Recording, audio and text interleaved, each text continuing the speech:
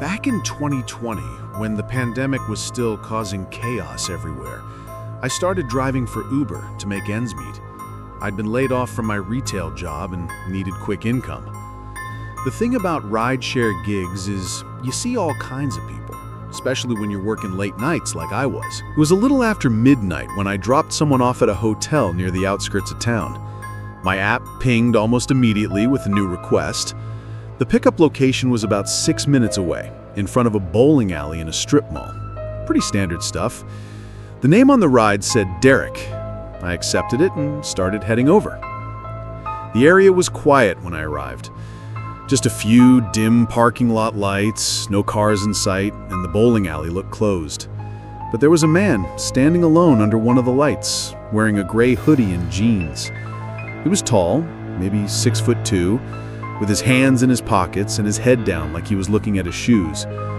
As I pulled up, he looked at me, but didn't wave or move. I rolled down the window. "You Derek?" He nodded slowly, walked over and got into the back seat behind me. I started the trip and asked if the destination in the app was correct, an address about 20 minutes away in a residential neighborhood I'd never been to. "Yeah, that's right," he said in a quiet, calm voice. I remember thinking he sounded a little off. Not drunk or high, just sort of flat, emotionless. But I didn't think too hard about it at the time. I started driving, and he didn't say anything for the next 5 or 6 minutes. I glanced at him in the rearview mirror now and then, and every time I looked, he was staring straight ahead, not out the window or at his phone, just at the back of my head. I tried to break the silence. "How's your night going?" He paused and said, "Just needed to get out of there." Out of where? Doesn't matter. So I didn't push it. We drove in silence for a while longer. About 15 minutes in, I realized we were getting closer to the destination, but the address was in a really isolated part of town. No streetlights, big yards, lots of trees. As we approached the address, he suddenly leaned forward. "Actually, can you pull into that driveway right there?" He pointed to a house on the right. The house was dark, no lights on inside or out. It looked old and abandoned, honestly. Overgrown lawn, paint peeling on the siding. There was no car in the driveway. "Is this your place?" "Just pull in." I hesitated, but turned into the driveway. I stopped near the front of the house and put the car in park. He didn't get out. I looked back at him. "Everything all right?" He stared at the front door. "Wait here." He got out and started walking toward the house, but he didn't go to the front door. He walked around the side of the building and disappeared from view. I sat there for maybe 2 minutes, trying to decide what to do. The ride was technically still going. I didn't want to drive off and get penalized, but I also felt like something wasn't right. My gut told me this guy wasn't just heading inside to grab something. Finally, I ended the trip manually. I marked it as complete and started to back out of the driveway. But before I could shift into reverse, I saw him walking back toward the car, fast. His hands were empty, and he had this strange look on his face, like he was angry or excited. I opened the doors because I didn't want to make it a confrontation, but something in me was screaming not to let him back in. He opened the rear door, got in, and said, "Take me to the other place." "What other place?" "Just drive, I'll tell you." "I can't take you anywhere unless you put it in the app." He didn't answer. He just stared at me in the mirror. "I can't take you anywhere unless you put it in the app," I said again. He didn't say a word. After a few seconds, he told me to drive back to where I'd picked him up. I didn't want to argue anymore, so I started heading back toward the strip mall. The whole way there, I felt this pressure in the car. He wasn't talking, but I could feel him watching me. The hairs on my arms were standing up. He was still staring at the back of my head. At one point, I tried to lighten the mood. "Rough night?" "You could say that." "Everything all right?" "Not yet." I didn't ask any more questions. When we got back to the strip mall, I parked under the same light where I'd picked him up. But before I could say anything, he leaned forward. You ever wonder how you're gonna die? I froze. I laughed awkwardly. Not really something I think about. He didn't laugh. He just leaned back in his seat. After a few seconds, he said, "I think about it all the time." Then he opened the door and got out without another word. He didn't close the door right away. He just stood there for a second, half in and half out of the car. Then he looked at me. "You picked the wrong guy up tonight." He shut the door and walked off into the darkness behind the bowling alley. I sat there for a minute, too shaken to move. Eventually, I drove home, constantly checking my mirrors. When I got home, I looked at the trip details again. Something was off. The name had changed. It no longer said Derek. It was blank. No name, no profile picture, no trip history. It was like the ride never happened. I contacted Uber support to report it, but they told me the trip data was unavailable. They said sometimes that happens if the app crashes or if the rider cancels midway. But I know what I saw. I know I completed the trip. I know the man got in and out of my car, and I know he said what he said. "You picked the wrong guy up tonight." I've never seen him again, and I hope I never do. But every time I get a ping in a dimly lit parking lot or have a silent passenger in the back seat, I remember that night. I remember that feeling that something terrible could have happened. That maybe he changed his mind at the last second, or maybe he was never planning to do anything, just wanted to scare someone. But I still wonder what he meant, and if he ever found the right car.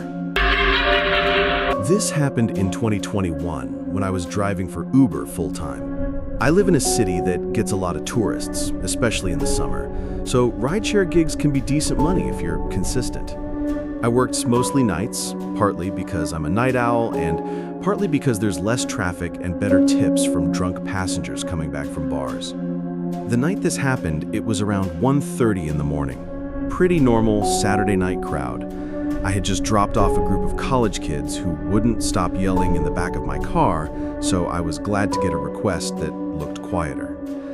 The name said Chris, and the pickup location was a small side street just off downtown. The weird thing was, the pin was in kind of an odd area, not near any bars or apartments, more like near the back lot of an old strip mall.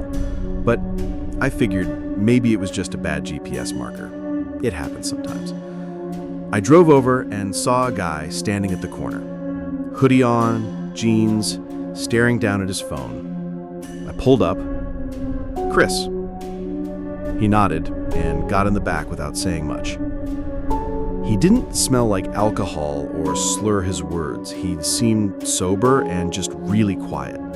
He didn't say hello, and he didn't answer when I asked how his night was going. Some people just aren't talkers, so I didn't think much of it. I started the ride. The drop-off was on the opposite side of town, 25 minutes away in a suburban neighborhood I'd been to maybe once or twice before. The thing was, it was dark out there. No streetlights in some areas, pretty isolated. About 5 minutes into the trip, I noticed Chris had his phone out, but he wasn't texting or calling anyone. He was holding it flat in his lap with the flashlight on, just shining the beam upwards slightly toward my seat. "Everything all right back there?" I asked, kind of half joking. He just mumbled, "Yeah," and turned the flashlight off. The next 20 minutes were dead silent, just the hum of the engine and this weird tension building in the car. I don't know how to describe it. Something just felt off about this guy. Not threatening, but definitely unsettled, like he wasn't really there. We got to the neighborhood, and I followed the GPS to the house, but as we pulled up, I noticed it was totally dark. No porch light, no inside lights, nothing. "Is this the right place?" I asked. Chris didn't answer. He just sat there. I turned around and looked at him. "Hey, is this it?" He stared past me out the window. I repeated myself one more time, and finally he nodded. I put the car in park. "Have a good night." He didn't move. He just sat there. "Are you good?" I asked again. He finally reached for the handle and stepped out, but he didn't close the door. He just stood outside the car with the door open, facing the house. I sat there waiting. A few seconds passed, then 20, then a full minute. I was just about to say something when he suddenly turned around, looked at me through the open door, and said, "I need to go back." "Back where?" "Where you picked me up." His tone was flat, with no emotion. I didn't know what to say. That was a 25-minute drive, and it wasn't like I could just reverse the trip. "You'd have to request a new ride," I told him. He just stared at me. Then he said, "Please, I need to go back." "You need to request it through the app," I said again. That's when he said something that sent chills up my spine. "I can't. They're not gone yet." "Who's not gone?" He didn't answer. He just stood there, still holding the door open, and I noticed he was breathing heavily. At that point, I started getting seriously uncomfortable. "Look, I can't just start a new ride unless you request it." He stared for another second, then slowly backed away and closed the door. He walked toward the house, even though it was pitch black and looked empty. I waited until he got to the porch before I pulled off. The moment I turned the corner, I ended the trip in the app and started heading back toward downtown. A couple blocks down, I stopped at a 24-hour gas station to use the bathroom and get a drink. I parked at the side of the building, went inside, and came back out maybe 4 minutes later. When I got back to my car, I felt like my brain short-circuited. Chris was sitting in the back seat. Same hoodie, same expression. I thought I had locked the doors before going inside, but somehow he was in the back of my car. I opened the driver's side door and stepped back in slowly, keeping my eye on him through the mirror. "How did you get back in?" I asked. He just said, "Take me back." "I'm calling the cops," I said, reaching for my phone. That's when he leaned forward, close enough for me to hear his breath, and said, "They're still in the house." I don't know why, but I didn't call the police.